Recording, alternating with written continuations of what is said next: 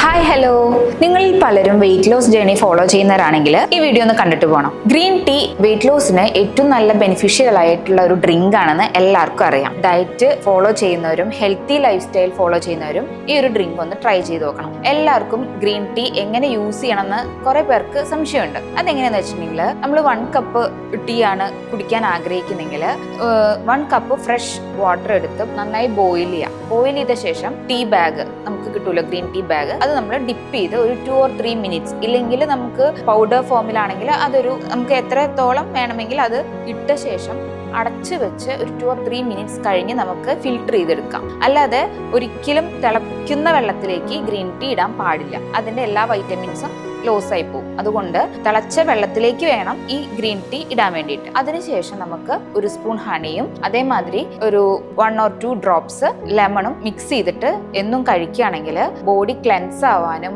നമ്മുടെ സ്കിന്നൊക്കെ നല്ല ഹെൽത്തി ആയിരിക്കാനും അതുപോലെ വെയിറ്റ് ലോസ് മാനേജ്മെന്റ് ചെയ്യുന്നവർക്ക് അത് വളരെ ഹെൽപ്ഫുൾ ആവും. ഡൈജഷൻ പ്രോപ്പർ ആക്കും. ഇപ്പം എല്ലാവരും ഇത് വീട്ടിൽ ട്രൈ ചെയ്ത് നോക്കണം.